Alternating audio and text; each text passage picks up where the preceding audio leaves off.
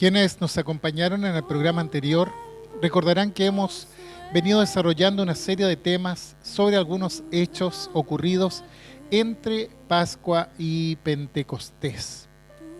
Hemos hablado del regreso de Jesús con sus discípulos a Galilea, al lugar donde todo había comenzado, para enviarlos nuevamente después del gran conflicto de fe que tuvieron, que experimentaron, al no creer que Jesús había resucitado realmente.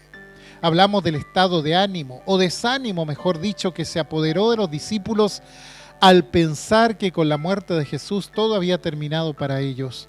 Pero también vimos cómo el Señor, el Cristo resucitado, trató con cada uno de ellos de manera particular, de manera personal, y los restauró y los puso de pie nuevamente.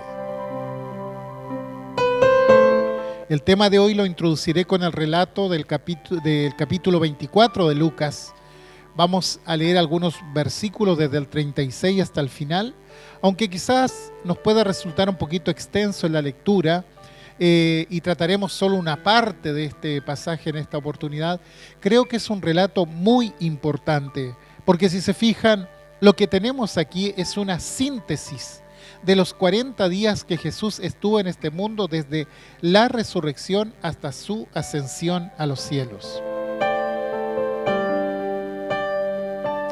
Dice así, Lucas 24:36.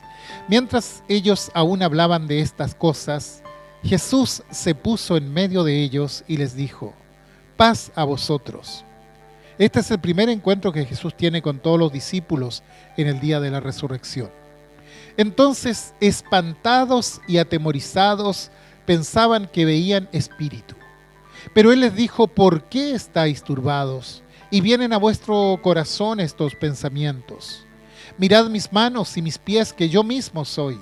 Palpad y ved, porque un espíritu no tiene carne ni huesos como veis que yo tengo. Y diciendo esto, les mostró las manos y los pies. Y como todavía ellos de gozo no lo creían y estaban maravillados, les dijo: ¿tenéis aquí algo de comer? Entonces le dieron parte de un pez asado y un panal de miel, y él lo tomó y comió delante de ellos. Y les dijo: estas son las palabras que os hablé, estando aún con vosotros, que era necesario que se cumpliese todo lo que está escrito en mí en la ley de Moisés, en los profetas y en los salmos. Entonces les abrió el entendimiento para que comprendiesen las escrituras, y les dijo: así está escrito, y así fue necesario que el Cristo padeciese y resucitase de los muertos al tercer día, y que se predicase en su nombre el arrepentimiento y el perdón de pecados en todas las naciones, comenzando desde Jerusalén. Y vosotros sois testigos de estas cosas. He aquí yo enviaré la promesa de mi Padre sobre vosotros, pero quedaos vosotros en la ciudad de Jerusalén hasta que seáis investidos del poder desde lo alto. Y los sacó fuera hasta Betania, y alzando sus manos los bendijo. Y aconteció que bendiciéndolos se separó de ellos y fue llevado arriba al cielo.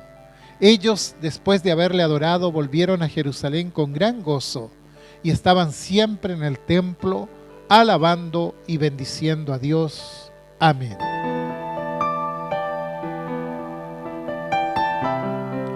Claramente Lucas ya tiene en mente que va a escribir un segundo libro.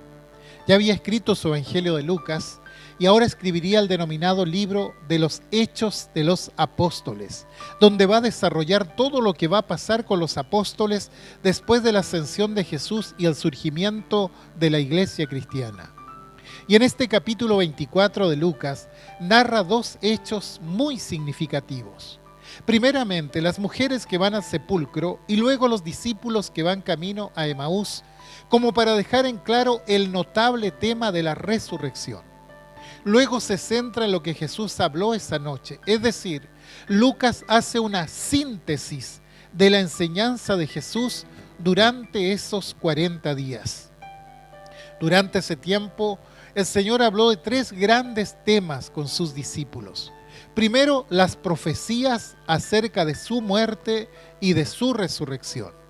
Segundo, les habló de la promesa del Espíritu Santo. Y tercero, les habló de la misión de la iglesia. Quiere decir que le entregó el panorama completo. Y después entonces, Lucas culmina narrando el maravilloso hecho de la ascensión de Jesús. Después va a aclarar algunas cosas cuando escriba el libro de los Hechos. Pero para comprender este pasaje necesitamos conocer antes que nada el estado de ánimo de los discípulos. Creo que es muy importante centrarse en eso, en el clima que se produjo entre la crucifixión y la resurrección. Ya hemos hablado tangencialmente sobre esto, pero es importante notar cómo, a pesar de los hechos históricos extraordinarios, Jesús siempre se preocupó de la persona, del individuo propiamente tal. Poco habla la Biblia de lo que ocurrió el sábado previo a la resurrección o la Pascua. Pero si entramos en contexto, ese es el día más oscuro de toda la semana. ¿Por qué? Porque cuando Jesús muere y es sepultado, se acaban para los discípulos la última esperanza que tenían de que Él bajara de la cruz. Porque quizá íntimamente esperaban eso, pero eso no ocurrió. Jesús no bajó de la cruz. Por eso en el momento que sepultan a Jesús, caen en un profundo pozo de dolor, de frustración, de temor también y de incredulidad. Todas esas cosas están allí presentes, porque ese día, el día sábado, es el día de la desesperanza. ¿Por qué? Porque el Hijo de Dios había muerto y estaba sepultado y todas las promesas para ellos se habían frustrado totalmente. Viéndolo así, sin duda que el sábado fue un día trágico, y en ese día trágico es cuando Pedro elabora su amargura, Tomás su incredulidad, los caminantes a Emaús su tristeza y María Magdalena su desconsuelo. Todo eso se fue elaborando aquel día. Como vimos en el programa anterior, todos los discípulos desde su personalidad vivieron ese momento de frustración, de angustia, con miedo porque estaban en Jerusalén. Y si habían matado al maestro, allí algo podría pasar con ellos también. Se habían llevado a la crucifixión al maestro de ellos, ¿por qué no lo podrían llevar a ellos también?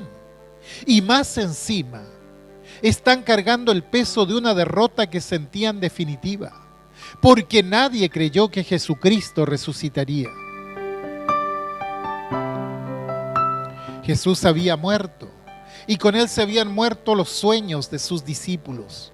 Aquel que sondeaba los corazones ya no estaba más.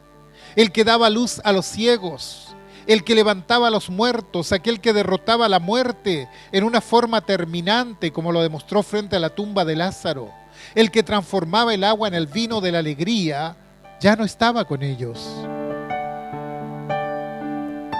El mensaje de paz y de esperanza se había diluido.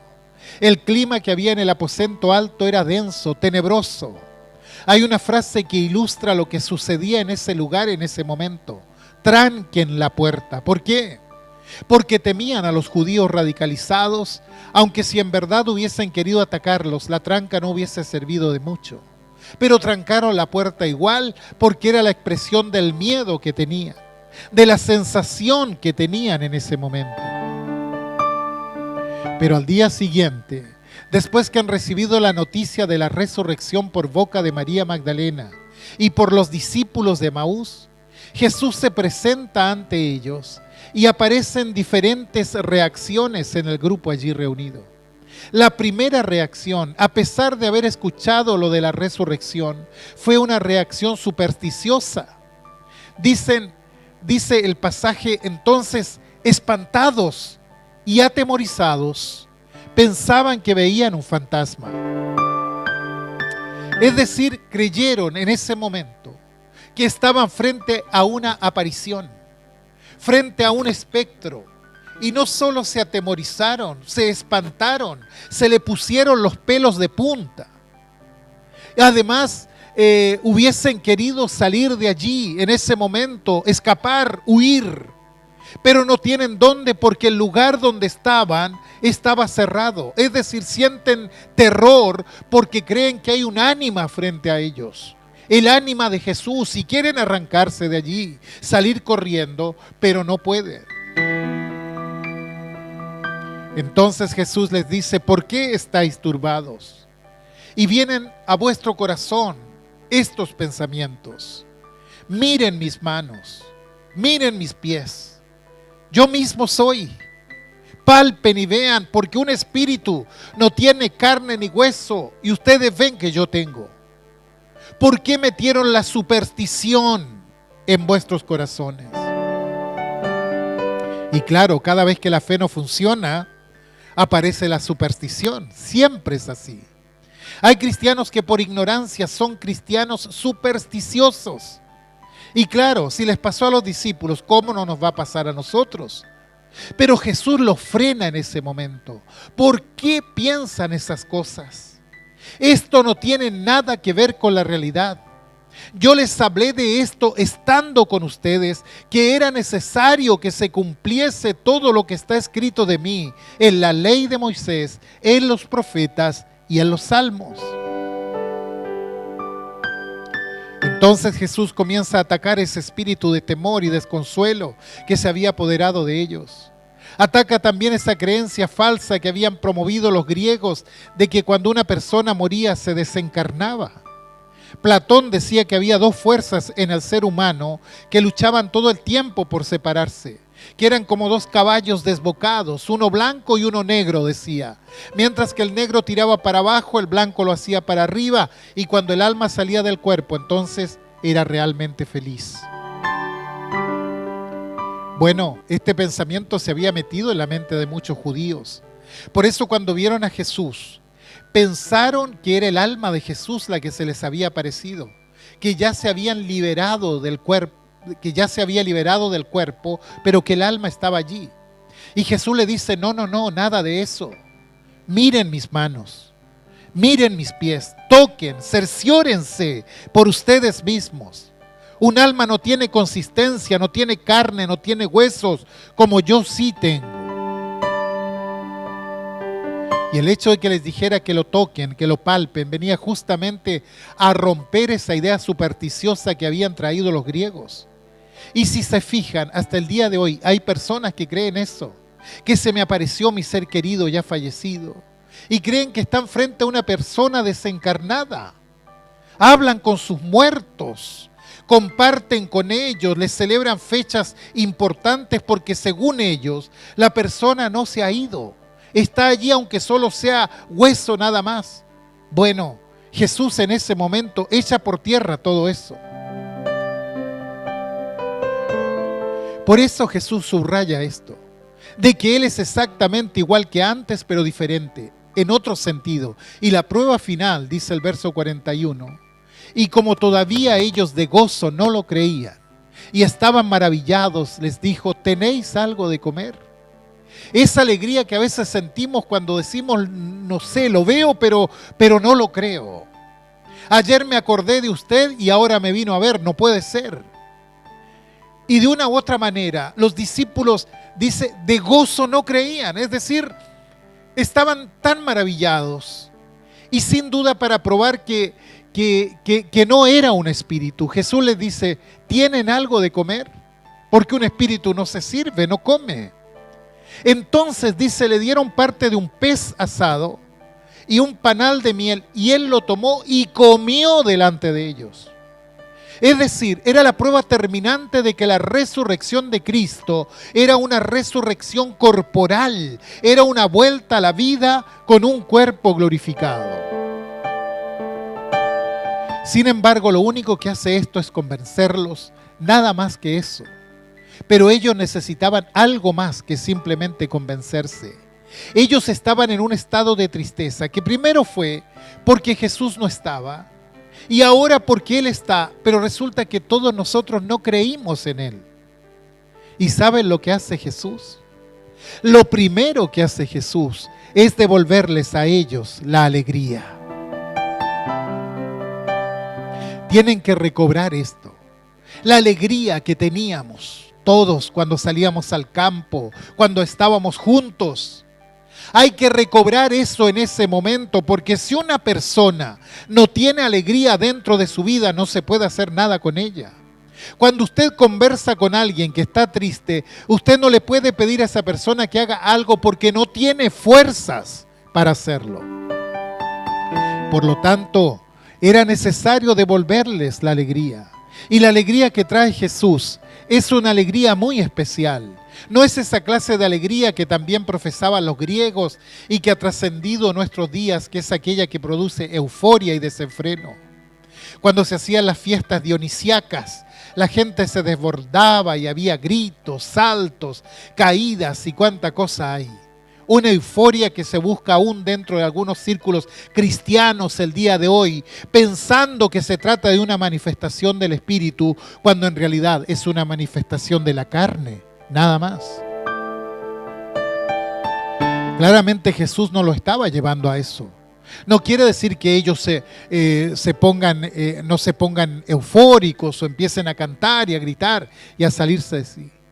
Quiere decir que lo que ellos necesitaban en ese momento era vivir interiormente el gozo de la presencia del Señor. Un gozo que pueda desbordar no solo en ese momento, sino todos los días, cada día de la semana.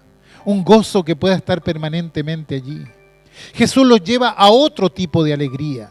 No de esa alegría que ofrece el mundo, que es una alegría pasajera y que después de rebote te trae más tristeza que antes, sino una alegría calma, una alegría profunda. Les hace entender que tienen que tener un gozo interior que se traduzca en alegría, una alegría que se manifieste en las obras y en la vida misma. Eso es lo que necesitaban ellos en ese momento. Un gozo que traiga paz mediante la dicha de saber que Dios perdona nuestros pecados. De saber esto de que Cristo pagó por nosotros en la cruz. De saber que ahora ninguna condenación hay para los que están en Cristo Jesús. Que no hay ninguna condenación para los pecadores que tendrían que sufrir el castigo por ser pecadores delante de la justicia de Dios. Que Cristo pagó en la cruz para que nosotros no fuéramos condenados eternamente por nuestro pecado. De esa alegría está hablando. Piense por un momento. Si un sentenciado a muerte es indultado, ¿qué es lo que siente en ese momento? Piense por un momento. Una persona ya sentenciada a morir y de pronto le llega el indulto, ¿qué es lo que siente? ¿Se imagina usted? Indudablemente que allí aparece la alegría, porque iba a morir, pero ahora resulta que su sentencia ha sido revocada. Bueno, nosotros hemos sido indultados por Dios para toda la eternidad. Gloria a su nombre. Y lo que Cristo trata de marcarles a los discípulos es eso, que ellos tienen que vivir la paz de saber que sus pecados han sido perdonados por Él en la cruz. Que esa frase que Jesús decía cuando se acercaba a la persona, tus pecados te son perdonados, la había dicho sobre todos ellos también. Y cuando Él pagó en la cruz por nuestros pecados y nosotros pusimos nuestra fe en Él, allí se produjo algo maravilloso, y es que fuimos indultados por Dios. Y ese indulto que Dios nos da no tiene que causar en nosotros tristeza, sino alegría, gozo renovado. Y lo que hizo Jesús ese día fue subrayar eso, justamente. Era necesario, porque si alguien no tiene paz interior, si alguien tiene una amargura en su alma, no puede bendecir a nadie. Por eso es fundamental recobrar esto. Me recuerdo de un viejo himno que tiene para mí una resonancia muy especial. En su estribillo decía: oh, qué paz Jesús me da, paz que antes ignoré. Todo nuevo se tornó desde que su paz hallé. La paz de Jesús tiene que inundar nuestra vida. Y esa paz interior se tiene que manifestar hacia afuera, en una manifestación de gozo hacia afuera, que es la alegría. La alegría en todo lo que hacemos, pero no solamente por la paz interior, sino por la esperanza de vivir eternamente con Él en el cielo. Ahora, si usted me pregunta, yo sé hacia dónde voy. Yo sé que tengo que dejar el cuerpo en algún momento, pero sé hacia dónde voy. Esta es la esperanza cristiana. Y esto es lo que tiene que darnos alegría.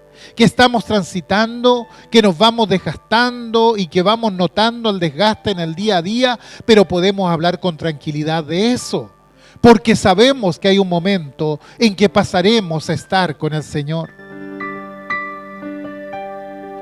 Quizá ese momento no sea agradable, o de momento no sea agradable, pero sabemos que en ese momento se acabarán todas las cosas que tuvimos que sufrir aquí abajo y estaremos con el Señor para siempre. Y allí nos reuniremos con nuestros seres queridos que murieron en Cristo. Y esta es la esperanza que tiene que ayudarnos mientras transitamos en esta vida. Porque claro, si somos honestos, un día tendremos que partir, pero ese día estaré presente en el Señor. Y esta es la esperanza que tenemos todos los que somos hijos de Dios. Entonces el Señor nos convoca, nos llama a recobrar la paz y la alegría de la fe. ¿Por qué? Porque los va a llamar a una gran tarea. Y cuando una persona es comisionada para una tarea, debe hacerlo con alegría. Hay episodios relacionados con la vida de Jesús ligados siempre a la alegría. Cuando el ángel Gabriel hace el primer anuncio a Zacarías, el padre de Juan el Bautista, le dice que va a tener un hijo, siendo él y su esposa ya personas avanzadas de edad. El ángel se le aparece y le dice: no tengas miedo, Zacarías, pues ha sido escuchada tu oración. Tu esposa Elizabeth te dará un hijo y le pondrás por nombre Juan. Y sigue diciendo: tendrás gozo y alegría. Tendrás gozo y alegría, y muchos se regocijarán por su nacimiento, porque él será un gran hombre delante del Señor. ¿Se fijó? Tendrás gozo y alegría, y muchos se regocijarán. El primer mensaje que entrega Dios por medio del ángel ya menciona que traerá gozo y alegría. Porque cada vez que Dios hace algo por nosotros, trae gozo y alegría. El gozo y la alegría es el deseo de Dios para la humanidad. Los primeros cristianos aprendieron del Señor la alegría. A María Magdalena, que lloraba frente a la tumba, le dijo: ¿por qué lloras? María, este no es tiempo de estar llorando. Luego se acerca a los que van camino a Emaús y les pregunta: ¿por qué están tristes? No es momento para estar tristes. Me temo que hay cristianos que no entienden esto. Y por cierto que tenemos que pasar momentos de tristeza, pero por encima de eso debe estar el gozo del Señor. Cuando se reunieron los primeros cristianos, dice Hechos 2 al final, dice: y perseverando unánimes cada día en el templo y partiendo el pan en las casas, comían juntos con alegría y sencillez de corazón, alabando a Dios y teniendo favor con todo el pueblo. Un día Pablo llega a Listra junto con Bernabé, su primer viaje misionero, y bajo la gracia de Dios levanta un tullido, un poderoso milagro de sanidad sin duda, y la gente se asombra, y aparentemente Bernabé era un hombre callado y Pablo era el predicador que iba adelante.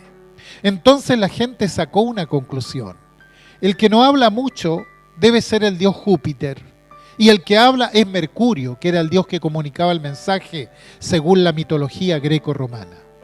En otras palabras, nuestros dioses se han corporizado y están justo aquí delante de nosotros. Y el sacerdote de Júpiter decide traerles una ofrenda. Y Pablo lo detiene y pone las cosas en orden y les dice: ¿por qué hacen eso? Nosotros somos hombres igual que ustedes. Dios nos dio testimonio de sí dándonos la lluvia y tiempos fructíferos, y luego le dice: llenando de sustento y de alegría nuestros corazones. ¿Se fijan? Un tremendo mensaje de alegría, sin lugar a dudas. Cuando Judas, no el traidor sino el otro, escribe su carta, una carta cortita pero que les da una tremenda advertencia a quienes se desvían de la fe, Al final de la parte, ya en la doxología, él dice, y aquel que es poderoso para guardaros sin caída y presentaros sin mancha delante de su gloria, con gran alegría. ¿Se fija? Con gran alegría. Al único y sabio Dios, nuestro Salvador, sea gloria y majestad, imperio y potencia, ahora y por todos los siglos. Amén. Dios nos quiere llevar a su presencia con alegría. El Señor dijo en el aposento alto a los discípulos, también vosotros ahora tenéis tristeza, pero os volveré a ver, y se gozará vuestro corazón, y nadie os quitará vuestro gozo. Lo que Jesús les trae a ellos es el gozo de la presencia de Dios con ellos y en sus vidas. Quisiera anticiparme a algunas preguntas que pudieran suscitarse en este momento. Yo he escuchado preguntas como, ¿por qué estamos tan mal como país? ¿Por qué vemos tanta miseria? ¿Por qué hay tanta violencia? ¿Por qué tenemos que estar en una permanente vía crucis como chilenos? Y hablemos de nosotros nomás como chilenos. ¿Saben lo que nos dice el Señor en este momento? Nos dice como a María Magdalena, ¿y por qué lloran? ¿Por qué lloran? No lloren más. ¿Por qué están tristes? ¿Por qué están turbados? La falta de la presencia de Dios siempre va a traer tristeza a la vida. Pero por el contrario, la presencia de Dios trae gozo a la vida. No es que dejemos de ver lo que está pasando, no es que nos coloquemos anteojera y no miremos la realidad social que nos está circundando. Es la circunstancia que nos toca vivir y ciertamente lo que pasa a nuestro alrededor es tremendo, es terrible. Pero todo lo que pasa no tiene por qué quitarnos el gozo del Señor. Jesús antes de su muerte miró la ciudad de Jerusalén y lloró mirándola, pero es un gozo contar con su presencia. Tenemos que aprender como cristianos a vivir la dualidad del cristiano. Dualidad, ¿por qué? Porque tenemos que vivir en este mundo de abajo y no tiene que ser la fe algo que nos saque de la realidad. Tenemos que vivir dentro de esa realidad, pero esa realidad jamás va a poder quitarnos el gozo. Tenemos que tener el gozo del Señor. Y por supuesto que van a pasar muchas cosas y van a seguir pasando muchas cosas. Y las cosas que pasan son terribles. Hemos visto cosas en las noticias, robos, asesinatos, abusos, violencia. Podemos mencionar muchos casos así. Eso es lo que estamos viviendo. ¿Se da cuenta? Esto es salvajismo puro, lo que estamos viendo en la sociedad. Es como que hemos vuelto a la jungla como sociedad. Ya no se puede salir seguros a la calle, porque en cualquier momento podemos ser víctimas de la violencia. Esta es la realidad. No nos engañemos. Estamos viviendo eso. Y resulta que el salvajismo, el bestialismo va creciendo. Y esa es la realidad. Está ahí. Ciegos seríamos si no la viéramos. Y uno mira esto y llora también. Pero nadie nos puede quitar el gozo de la presencia del Señor en nuestras vidas. Nadie podrá quitarnos la paz y la esperanza de Cristo en nuestros corazones.